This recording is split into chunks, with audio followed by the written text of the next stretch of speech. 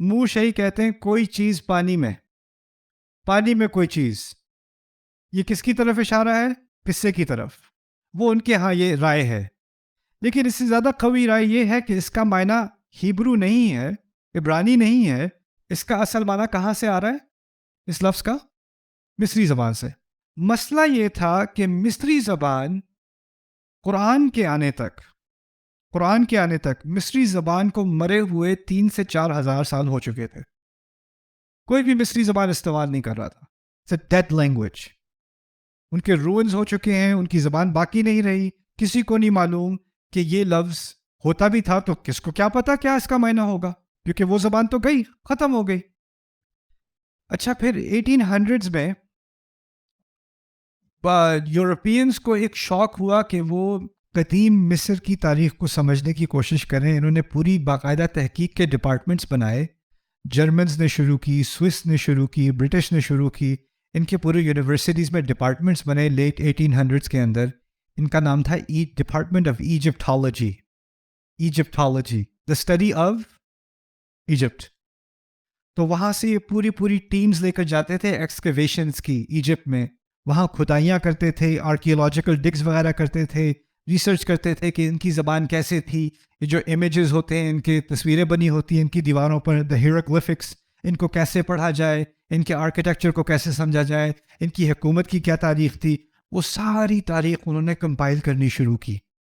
جتنا بھی record in کو ملا انہوں نے کمپائل کرنی شروع کی. اور آخر کار کچھ ڈیکیڈز کے بعد 1900s میں ان کو ایک طریقہ مل گیا کہ انہوں نے اس زبان کو دوبارہ ریوائیو کرنا شروع کیا. اب اس کا ترجمہ بھی مل جاتا ہے. یہاں تک کہ اب ویب سائٹس ایسی بھی ہیں کہ آپ اس میں ایجپشن امیجز کا ترجمہ دیکھ سکتے ہیں، اس کو سرچ بھی کر سکتے ہیں. اس زبان کو ریسٹور کیا گیا ریسرچ کی خاطر. تو اب ہمیں اس کو کیسے پڑھا جائے، اس مری ہوئی 4000 سال پرانی، 5000 سال پرانی مری ہوئی ایجپشن زبان، اس کو کیسے پڑھا جائے، اب ہمارے پاس وہ علم آ گیا ہے واپس. کیا یہ علم رسول صلی اللہ علیہ وسلم کے زمانے میں موجود تھا یا نہیں؟ نہ، بالکل بھی نہیں. اچھا، اب اس علم کے آنے کے بعد پتہ چلا کہ منہ سے اس زبان میں اس کا معنی ہے بچہ. منہ سے کا معنی ہے چھوٹا بچہ یا بیٹا. چھوٹا بچہ یا بیٹا. قرآن نے ایک عجیب، اس کا ایک عجیب اسلوب ہے. ایک آتھر ہے، ان کا نام ہے عبدالرؤوف نے کتاب لکھی الاسماء العجم فی القرآن الکریم. اس کا انگلش میں بھی ترجمہ ہوا ہے دی آنوماسٹک میریکل آف دا قرآن. وہ لنگوسٹ ہیں، یونائٹڈ نیشنز میں بھی انہوں نے کام کیا. انہوں نے قدیم زبانوں پر تحقیق کی اور ان کے اندازے میں قرآن میں جو غیر عرب نام ہیں وہ 5 یا 6 مختلف زبانوں سے آتے ہیں. یعنی قرآن میں جیسے یہ کون سی موسیٰ کا لفظ کون سی زبان سے آیا؟ ایجپشن سے. اسی طرح کی 5-6 اور زبانیں ہیں جہاں سے قرآن میں الفاظ آئے ہیں. اور انہوں نے تحقیق، ان کو دلچسپی ہوئی کہ ان الفاظ کا اصل معنی کیا تھا ان کی اصلی زبانوں میں. کیا ہم تحقیق کر کے ان ناموں کو ڈسکور کر سکتے ہیں یا نہیں؟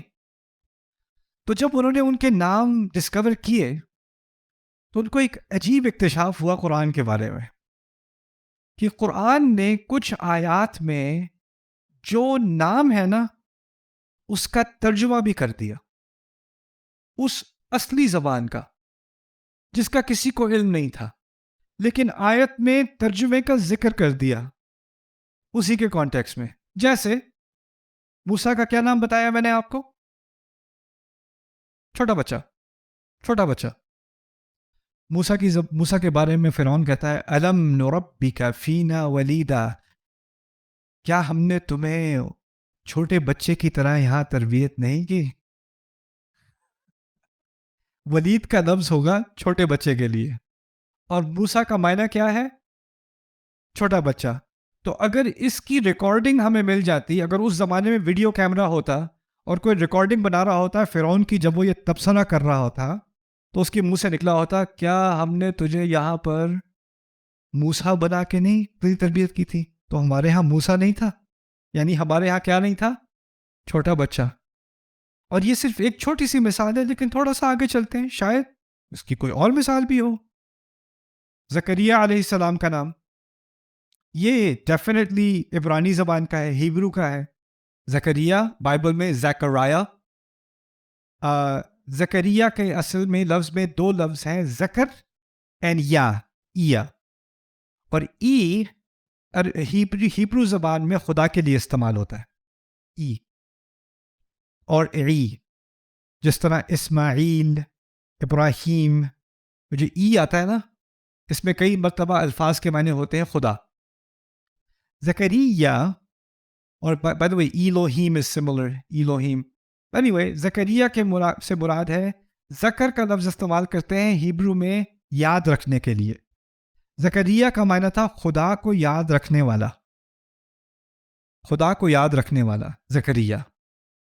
آیت دیکھتے ہیں، ذکر رحمت ربک عبدہ زکریا، تیرے رب کی رحمت کی یاد اپنے بندے کے اوپر زکریا.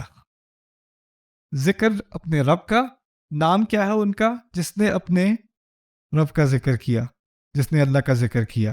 ذکر رحمت ربک عبدہ زکریا. رسول پاک صلی اللہ علیہ وسلم کو ہیبرو کا علم نہیں تھا، نہ ایجپشن کا علم تھا.